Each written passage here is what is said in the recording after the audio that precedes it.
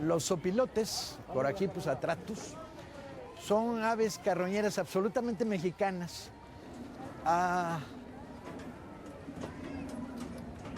Cuando tienen las alas extendidas pueden llegar a medir 1,5 metros. Y en zonas urbanas no solo se alimentan de carroña, también se alimentan de basura. Mira. En febrero de 1913, alguien cuenta que bandadas de zopilotes poblaron la Ciudad de México. Era el elemento simbólico de lo que iba a suceder poco después.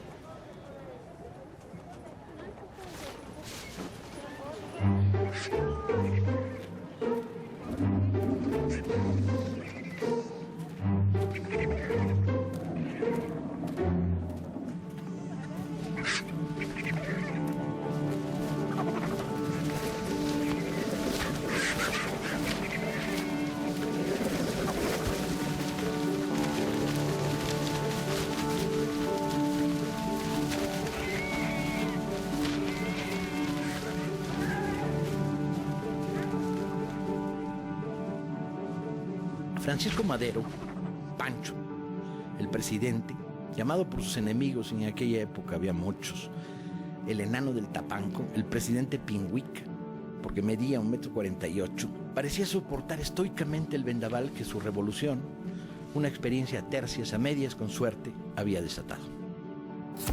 Espiritista practicante y adicto a la comida vegetariana, convencido de que había mucha menos mala fe en el mundo de la que realmente y obviamente existía, había intentado conciliar con todos y así le había salido.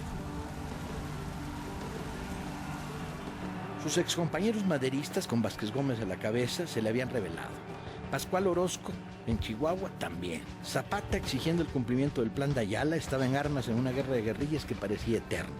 Madero había dejado a Pancho Villa en la cárcel a causa de un crimen que no había cometido, y por más que este se empeñó en enviarle cartas contándole de conspiraciones, de espadones militares, no le hizo caso. Villa se había fugado y estaba desesperado en el exilio, enojado porque el chaparro no le había hecho caso a la frecuente advertencia: te van a matar esos curros. ¿Y quiénes eran los curros que lo querían matar?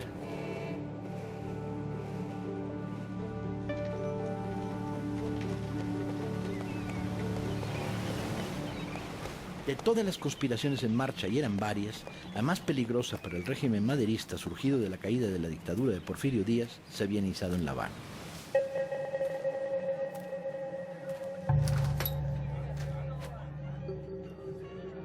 El hombre fuerte de esa conspiración era un general de artillería de 54 años, Manuel Mondragón, hijo de honorabilísima y virtuosa familia de Ixtlahuaca, hijo también del colegio militar, y había crecido a la sombra de la dictadura porfiriana, donde adquirió una enorme fama. Una foto de la época muestra un personaje muy flaco, con las cejas pobladas, bigote prusiano, orejas lupinas y todo ello cerrado por una media sonrisa que nunca parece abandonarlo. El plan inicial era dar un golpe militar en la Ciudad de México y sacar de la cárcel a los dos grandes figuras de la reacción, los generales Bernardo Reyes y Félix Díaz, los militares emblemáticos del viejo régimen, para que asumieran la dirección del movimiento.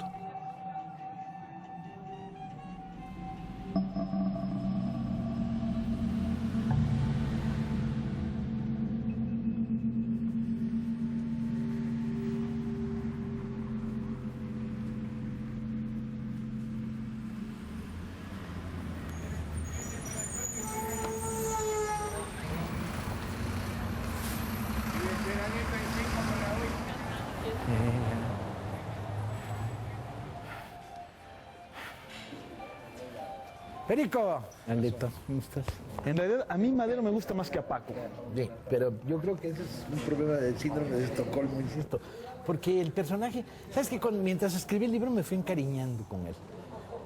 Pero una cosa es encariñarte y otra es ver el nivel del cúmulo continuo de errores. Hacerle caso a los que no tienes que hacerle caso y no hacerle caso a la única gente de confianza que lo rodea. Es que es un tipo que quiere parar la revolución social. Quiere parar la revolución social, está parado en el dique entre dos océanos. el violento océano de la revolución social y el no menos violento de la contrarrevolución. Y el tipo está parado en medio y quiere pararlos. Sí, es un tipo valiente, echado para adelante y honesto dentro de la medida, pero simultáneamente no diriges una revolución desde la nada, y Madero es la nada. Es que no es un revolucionario, y ahí está la clave. La Revolución Mexicana es la única revolución que empieza un tipo que no es revolucionario y que no cree en la revolución.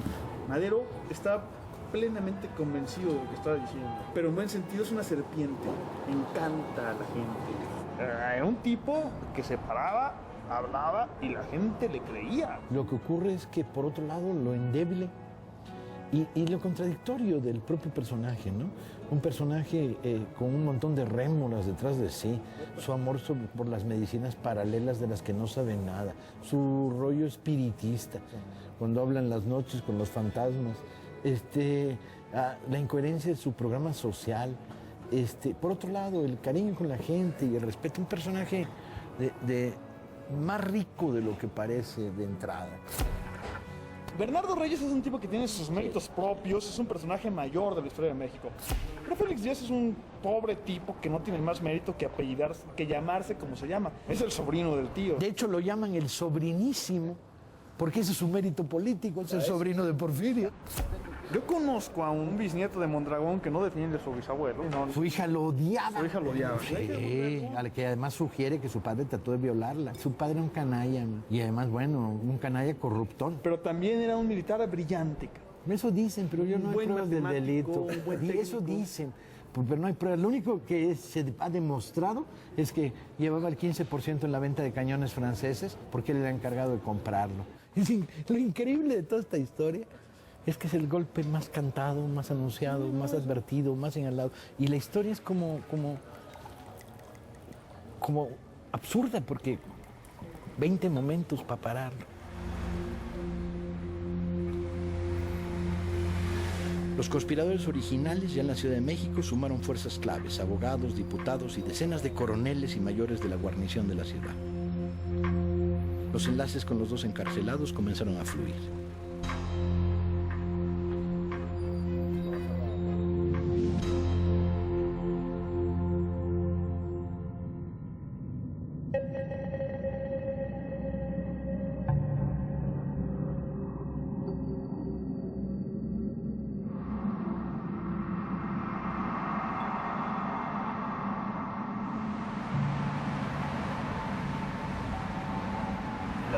La segunda es Reforma Lomas. Esta parte la conozco. El bosque de Chapultepec tiene que darles una hoja de autorización donde pueden ustedes ingresar. Esta no es una autorización. Porque A lo mejor puede ser que nos tengan estaban un- esperando. Sí, pero el niño tiene que pedir una autorización al bosque y esa hoja se las dan para que puedan ingresar. Entonces vamos derecho. Enfrente de la entrada del museo, del lado de allá hay una puerta, hacemos así. ¿Yo podré pasar para el otro lado acá? Sí, hay una vuelta en U. Muy buenas, venimos a una filmación de un documental en el castillo de Chapultepec. ¿Al castillo de Sí. 810, 810. ¿Por dónde entramos al castillo para llegar a los espárragos? Por la parte trasera. Hecho, vamos rumbo a... A partir del 5 de febrero, Gustavo Madero, el hermano incómodo del presidente, su ala izquierda, el azote de los reaccionarios, comenzó a visitar los cuarteles de la Ciudad de México.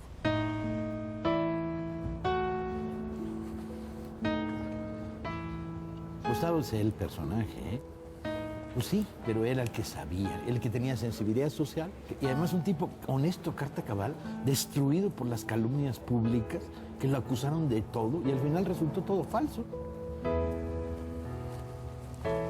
Gustavo es el primero que detecta por todos lados que el golpe...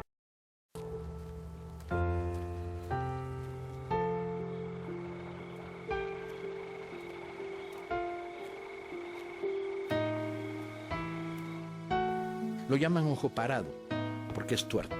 Ha perdido la visión desde la infancia en un accidente.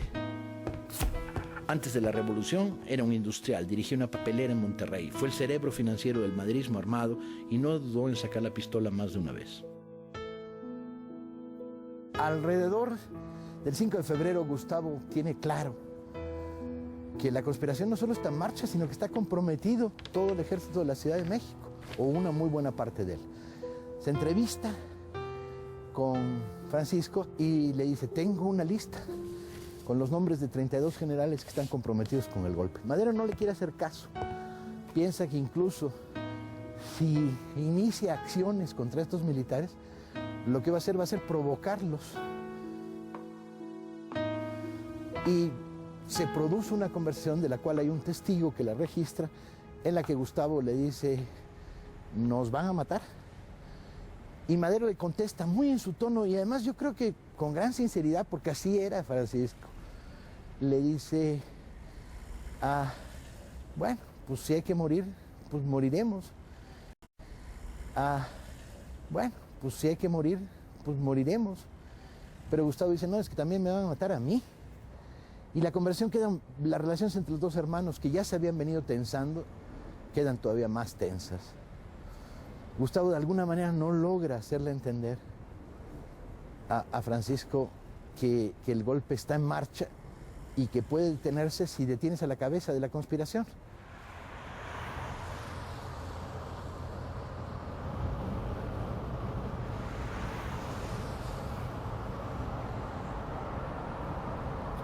Entras por este túnel del tiempo y ya que sales, puros pinches aztecas, man. En la noche del sábado 8, la Ciudad de México fue sacudida por terribles tolvaneras. Hacía mucho frío.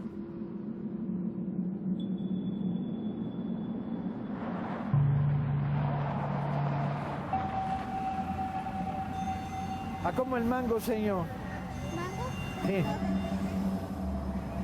No, dame un kilo de este. A la 1 de la mañana, en el Colegio de Aspirantes en Tlalpan, también conocido como San Fernando, una de las dos escuelas militares que existen en la Ciudad de México, hasta las sombras tenían vida propia.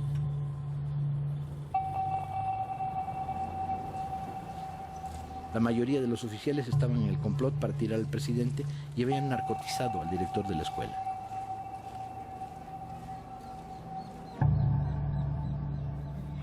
Muy buenas, Paco Ignacio Taibo, ¿qué tal? Mucho gusto. Gracias, su director aquí de la comunidad. El cigarrito sí, ¿no? Sí. Ahí lo tiro. Es una historia bien extraña, man. Es una historia un poco... Sí, porque nadie sabe que aquí empezó el golpe militar. Exacto. No se recuerda, y claro, como ha ido al paso de los años cambiando y ha sido tantas cosas. El golpe empieza aquí, cuando los oficiales que están comprometidos con el golpe levantan a los estudiantes de la escuela de aspirantes. La escuela de aspirantes era la escuela que en aquella época formaba a los clases, cabos, sargentos, para el ejército, mientras que el colegio militar formaba a los suboficiales. Los estudiantes no saben en un primer momento qué está pasando, simplemente los sacan de la cama a las 4 de la mañana, les ordenan ropa de combate, fusiles, bayoneta calada, sacan las ametralladoras, reducen al jefe de la escuela y el golpe empieza. Aquella noche la plana mayor del maderismo se repartía entre una función de lucha grecorromana y un banquete en el restaurante Silvay. Aquí estaban los diputados maderistas, la plana mayor del maderismo. Y Federico González Garza, junto con Gustavo, eran los de mayor poder real. Federico controlaba el gobierno del Distrito Federal, la policía, la gendarmería del distrito, y él es el primero que se mueve. El primero que se da cuenta es Gustavo, como dice Paco. Así como no soy maderista de Pancho, soy maderista de Gustavo. Pero Gustavo no dirige la revolución, la dirige Pancho. Pues sí, pero era el que sabía. Y es un personajazo. Gustavo Madero. Gustavo dejó el banquete cuando pasó a buscarlo el jefe de la policía y en un par de automóviles con amigos de confianza se movilizó hacia Tacubaya. Al llegar observaron que en las puertas del cuartel había un gran movimiento de automóviles con civiles que entraban y salían. Se produjo un tiroteo y Gustavo y sus compañeros salieron huyendo. Para Gustavo Madero no había ninguna duda, el golpe estaba en marcha.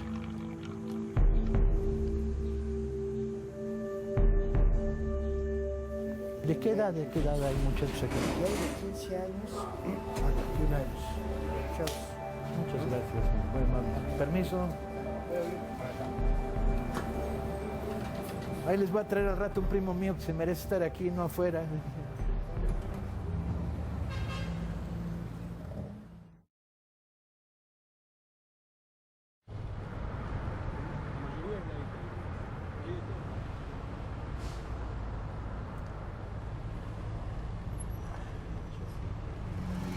Vámonos, esta está poca madre. Han pasado la noche el general Mondragón, el general Velázquez y el general Ruiz. Y a las 4 de la mañana, cuando se inicie el alzamiento del otro lado de la ciudad, en el cuartel de aspirantes, aquí sonará la diana.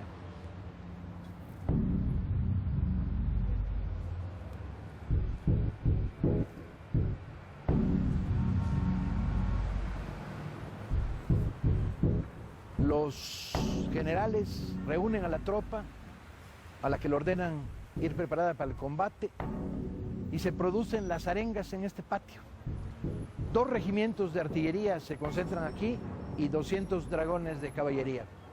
Les toma mucho tiempo organizarse, hay un gran caos, pero conforme empieza a amanecer, desde aquí sale la columna con los armones de artillería y se dirigen hacia los 2 cárceles donde piensan liberar a Bernardo Reyes y a Félix Díaz. Hasta ahora el golpe está dando resultados absolutos, no hay guarnición que no se haya plegado. Al final, diciendo que van a salvar a la patria, unos 900 hombres forman la primera columna que sale de aquí.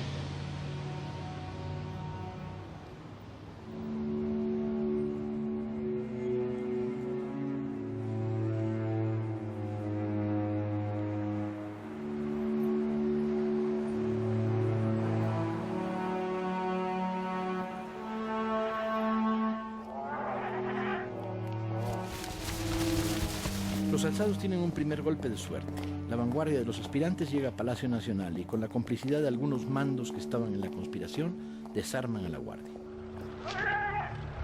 Gustavo Madero, que se ha pasado la noche tratando de descubrir la profundidad de la conspiración, va a Palacio Nacional, pero encuentra que la nueva guarnición solo obedece órdenes de los alzados. Es detenido y amenazado de un inmediato fusilamiento.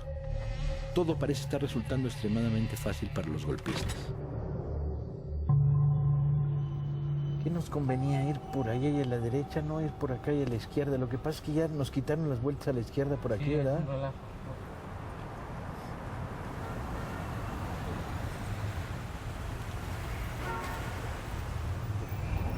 Busca el primer estacionamiento que hay por aquí. Todo se va a jugar en Palacio. En un país donde los contenidos simbólicos son los fundamentales, el dominio del Palacio Nacional es la clave. Pero se produce una situación sorprendentemente favorable para Madero, que es que el jefe de la plaza, un viejo militar, porfiriano, conservador, de repente le entra el ataque de honor nacional, toma un taxi en su casa, está enfermo de gota, y llega con una pistolita y un ayudante a Palacio. Cuando va a entrar se da cuenta de que no está la guarnición normal.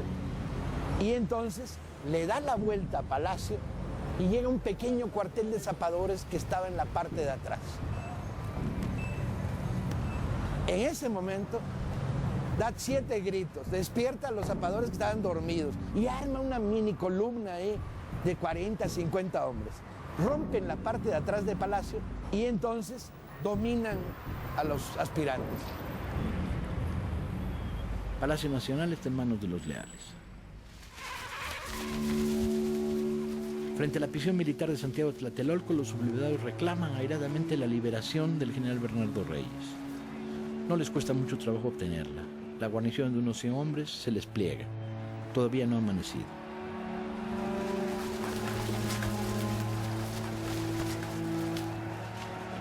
Madero sabe que han tomado Palacio y que Reyes está libre y en la calle con una enorme columna de alzados rumbo a la prisión de Lecumberri, a liberar a Félix Díaz, sobrino de Porfirio.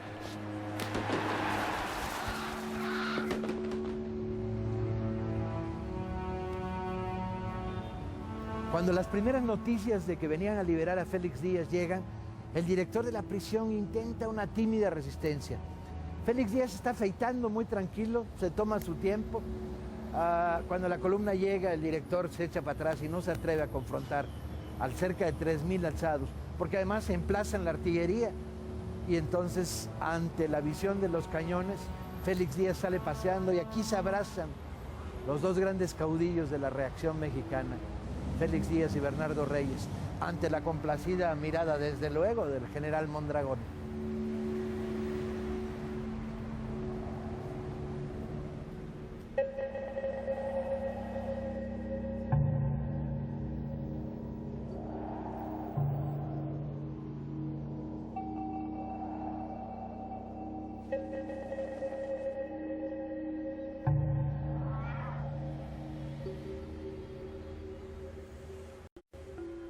De febrero, muy temprano en la mañana, Madero sabe que el golpe militar se va a jugar en Palacio Nacional, en el centro simbólico, y decide lanzarse. Ya tiene noticias de que el palacio ha sido reconquistado, pero tampoco sabe bien cuántos son los golpistas, en dónde están. Entonces sale de Palacio, le pide al director del Colegio Militar que le proporcione una escolta de cadetes de Colegio Militar. Madero tenía fama de ser un orador emotivo muy fuerte. Les dice, los del colegio de aspirantes han cubierto de oprobio a la juventud de este país, ustedes tienen la oportunidad de desquitarlo. Y los calienta, de tal manera que si había habido una conspiración entre los oficiales, ahí mismo se desmorona. Y de aquí va a iniciar la marcha, bajando del Castillo y por Reforma hacia Palacio Nacional.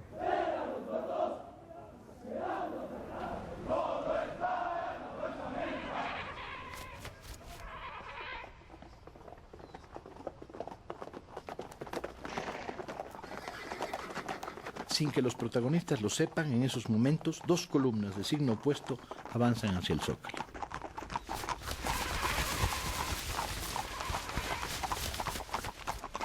Fue una comitiva enloquecida. Venía un centenar de la gente de verdad del gobierno de Madero, armados con pistolas, y este grupo de cadetes, más los eternos mirones que se iban juntando. Avanzó hacia la gloria, hacia la muerte, no estaba muy claro.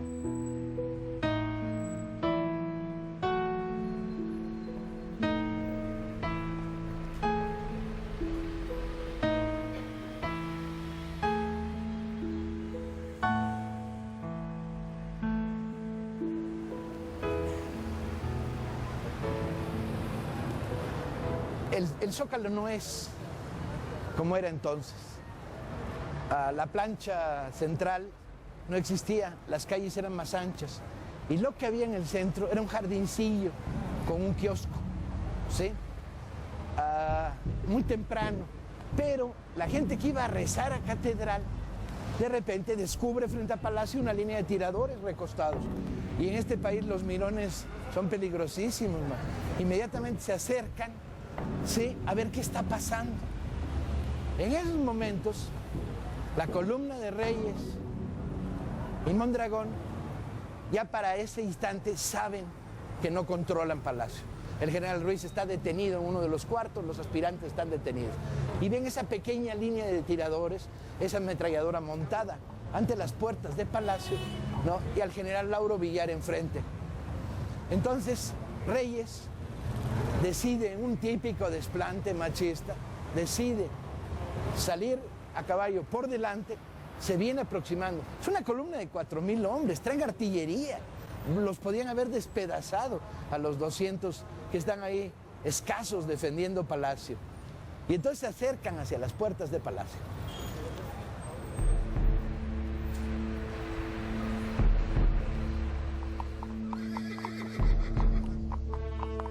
Reyes dio orden de avanzar. La suerte está echada, dicen que dijo, y puso su caballo al trote. Solo una parte de la columna lo sigue. Manuel Mondragón y Félix Díaz se quedan en el acceso al Zócalo con la inmensa mayoría de los alzados. Reyes se acercó a la fila de tiradores que formaban la primera línea de defensa.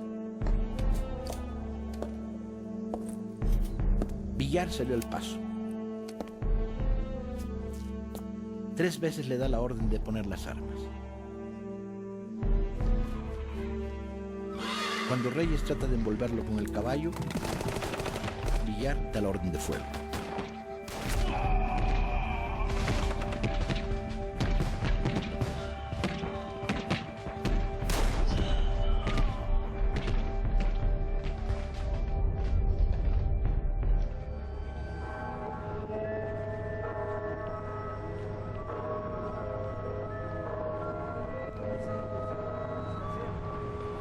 Reyes es de los primeros en caer muerto, cegado por las ametralladoras. El grupo se dispersa, corren, caballos, hombres muertos, tiros, se están disparando a metros, ¿sí? Y lamentablemente en el fuego cruzado, la mayor parte de los muertos serían civiles que estaban en el kiosco. Curiosamente, la caída de Reyes, cuyo cadáver es transportado al interior de Palacio, ¿sí?, provoca que la gente de la columna que dominaría con una mano en el bolsillo a los defensores de Palacio, la gente de la columna se desconcierte y se repliegue, ¿sí? Con lo cual Palacio Nacional queda en manos de los maderistas, con la excepción de un pequeño grupo de aspirantes que se subirán a la torre de la catedral y que estarán actuando durante los 2 siguientes días como francotiradores con ayuda de los curas.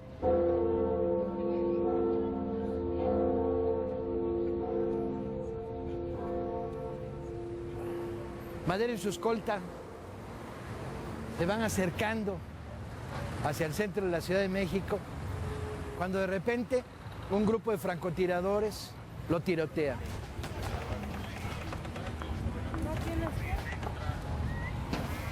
Madero se refugia en uno de estos edificios donde estaba la fotografía de Aguirre y se arma un tiroteo en el que hay algunos heridos.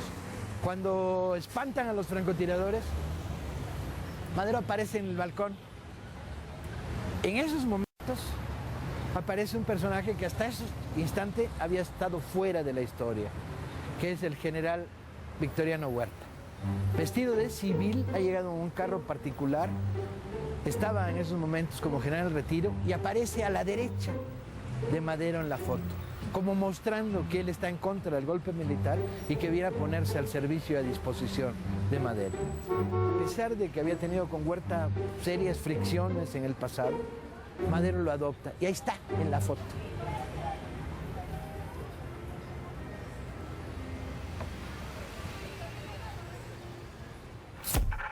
El personaje que entró en escena, Victoriano Huerta, nació en 1844 en Colotlán, Jalisco. En 1900 participa en la liquidación de la revuelta de la insurrección yaqui. En 1903 en la represión de la guerra de castas en Yucatán. Ha servido en las 2 grandes guerras sucias del fin de siglo mexicano, haciendo méritos suficientes para ser nombrado subsecretario. La jugada sale mal y luego, por despecho, se dedica a conspirar contra Porfirio Díaz, sin mayor éxito. Sin embargo, después de haber sido espectador de la revuelta maderista, es el que escolta a Porfirio Díaz a Veracruz. Es melómano, aficionado al coñac y a decir malas palabras. Ni la trayectoria ni los retratos son generosos con el personaje que acaba de ser nombrado jefe militar de la Ciudad de México, responsable de acabar con el golpe militar.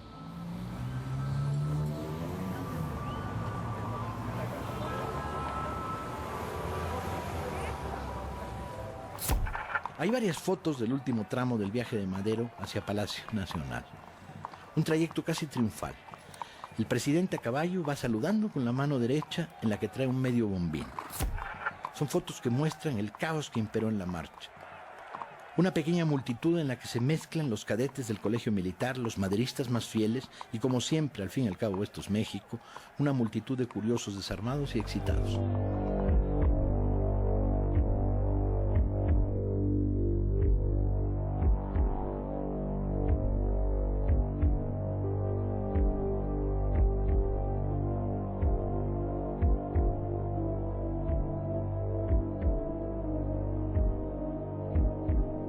El presidente verá tendido sobre una mesa de una oficina el cadáver de Bernardo Reyes. Esto no debió suceder, dirán que dijo.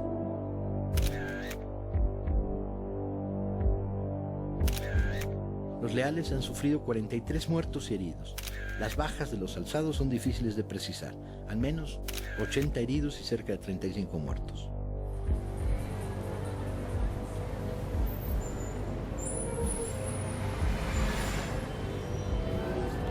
En el combate, Lauro Villar quedó herido. Esta baja va a ser fundamental, sensible, Porque el hombre que ha demostrado que tenía los pantalones y la actitud frente a la legalidad correcta, ¿sí? El jefe de la plaza de la Ciudad de México va a tener que ser sustituido.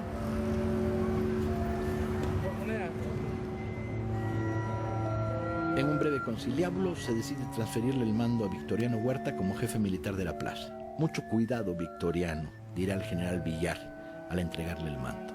La designación no causa júbilo entre los maderistas más duros. Huerta provoca muchas dudas, pero en esos momentos la cosa no parece tan trascendente. Aparentemente el golpe ha fracasado.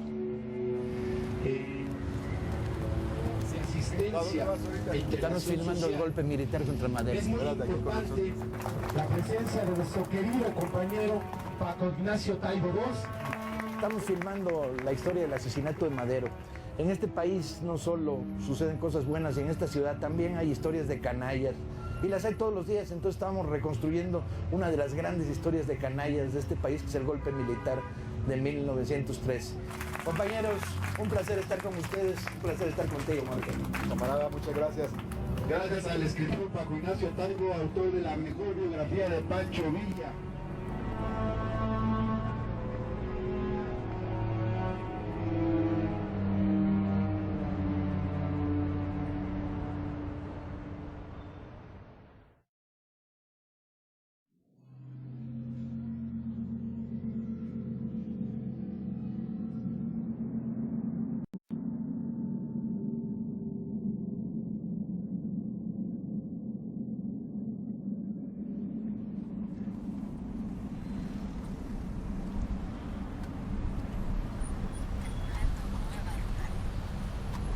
Vamos a la Ciudadela, que sería el centro de la segunda parte del conflicto. Durante 10 días, ese maldito edificio se volvió el centro de esta ciudad.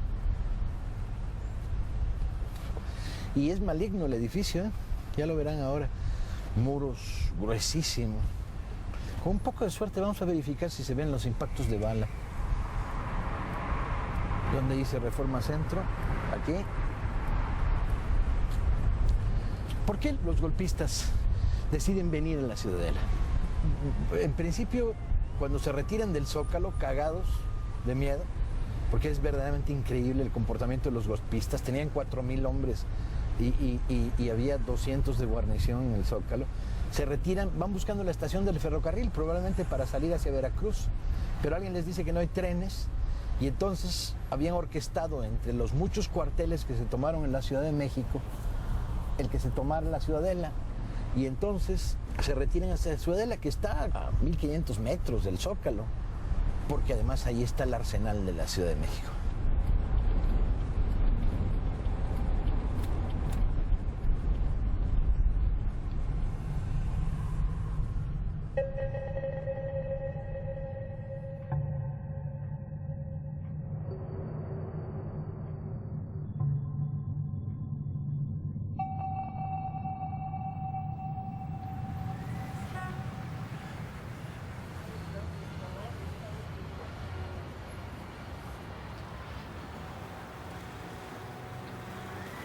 Ve el tamaño de los muros.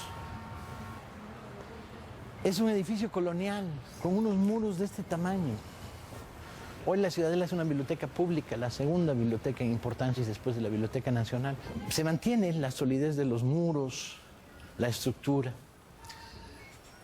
Yo no sé si podremos llegar a la azotea para ver cómo se habían dispuesto. No, que no puede andar fumando, jefe. No, pero cuando entre. No, es allá afuera. No puede estar aquí adentro fumando. Al aire libre. No puede estar aquí adentro fumando desde la puerta para allá, jefe. Está medio loco, ¿no? Quiero hablar con el director para pedirles permiso, porque queremos subir a la parte de arriba. Déjeme tirarlo. Porque ya llegó el no puede. Hay mucho que recorrer ahí arriba. ¿Sí? Por los tubos. Para llegar hasta el frente son como llegar 400 metros. Sí.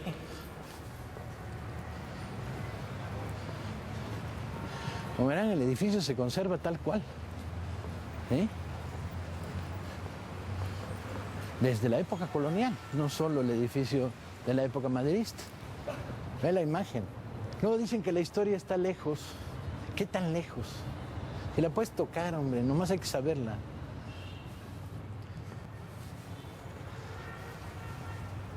¿Qué necesitaban? No, la azotea. Estamos haciendo un rollo sobre el asesinato de los Madero. Bien, y van a, A ver dónde estaban los francotiradores excelente. de Mondragón y de Félix Díaz.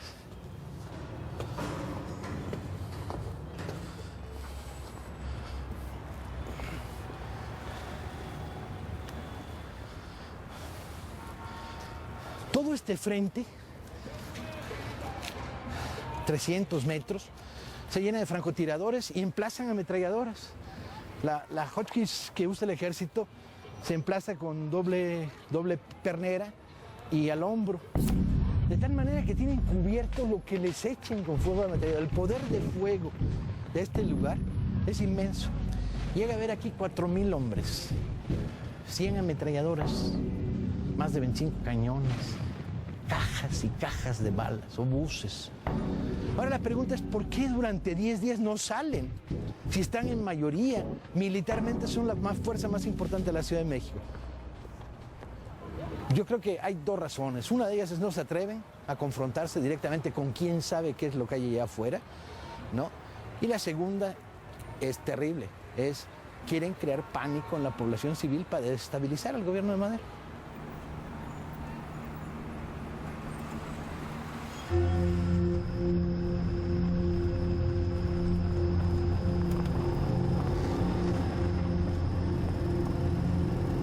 A las 3 de la tarde, el presidente Francisco Madero tomó una decisión inusitada. Comprendiendo que la Ciudad de México estaría perdida si no sumaba fuerzas y que éstas estaban fuera de la capital, salió hacia Cuernavaca, donde estaba Felipe Ángeles con sus tropas. Era una empresa muy riesgosa y llena de peligros, dado que grandes trechos de la ruta entre ambas ciudades estaban bajo control de los ataques frecuentes de tropas zapatistas. ¿Por qué Ángeles? Ángeles era fundamental porque era el único militar al que Madero tenía una confianza personal.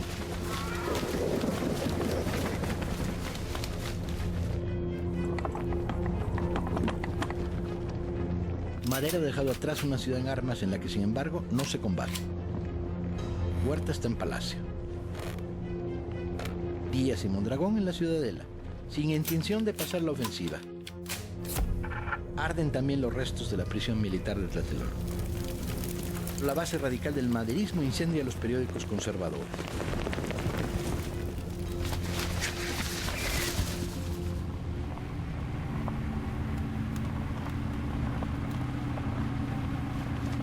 El 10 de febrero, con el regreso a la ciudad del presidente y las tropas de Felipe Ángeles, se celebró un consejo militar. Victoriano Huerta propuso un plan para el ataque a la Ciudadela que consistía en el avance simultáneo de 4 columnas. El plan era muy poco imaginativo y bastante poco serio. Nadie en ese consejo de guerra sabe lo que tiene enfrente. Intentar tomar este cuartel con estos muros y esta disposición, con un terreno abierto enfrente, como Huerta intentó tomarlo, es el delirio. El delirio.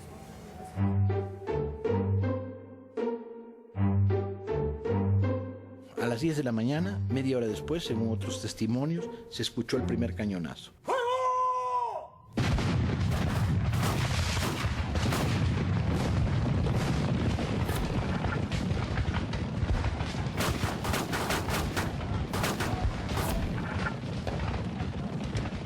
Las 4 columnas son frenadas. Después del fracaso de los ataques frontales, se combate casa a casa, en las azoteas, rompiendo paredes y saltando por encima de los pretiles, escondiéndose en los tendederos. Las primeras fotos de los atacantes muestran el desconcierto de la aproximación. Las dudas respecto a hasta dónde han adelantado sus defensas los alzados. ¿Solo ocupan el edificio o han avanzado líneas? Pronto descubrirán que tienen multitud de posiciones en las calles aledañas.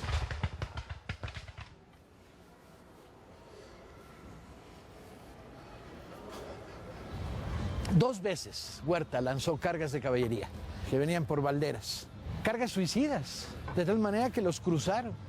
Fue una de las masacres más absurdas de la decena trágica. Los rurales, que fueron los cuerpos elegidos por Huerta para atacar de esa absurda manera, fueron masacrados. Cargaron a sable. Estaban sometidos a una explanada, ¿sí?, de 200, 250 metros para que los masacraran. Sobre todo porque Felipe Ángeles, cuando estaba bombardeando con balas de metralla y le dice a Huerta, es inútil, ¿sí?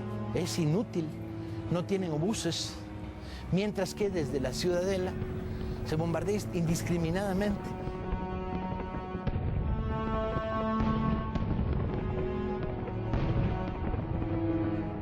De ahí lo que muchos hayan pensado que Huerta desde el día 13, 14 ya estaba en el complot. Yo creo más bien que Huerta estaba intentando remar en río revuelto y ver qué podía sacar él de esta historia.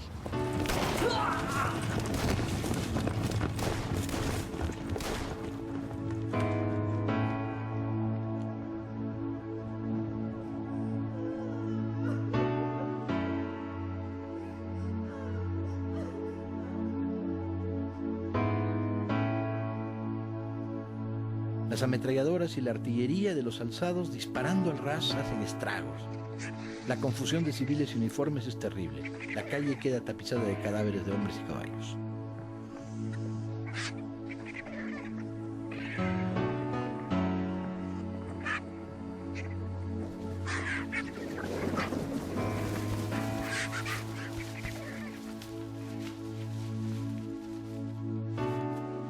Madero recibe el informe del fracaso de Labios de Huerta y la inmensa lista de bajas. No solo hay descontento por el desastre de las operaciones.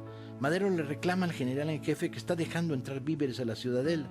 Huerta al principio lo niega, pero enfrentado a testigos que lo han visto, termina diciendo que es una táctica para concentrar allí a los rebeldes y luego rematarlos. La actitud de Huerta provoca muchas suspicacias entre los maderistas, pero el presidente decide confirmarlo en el mando.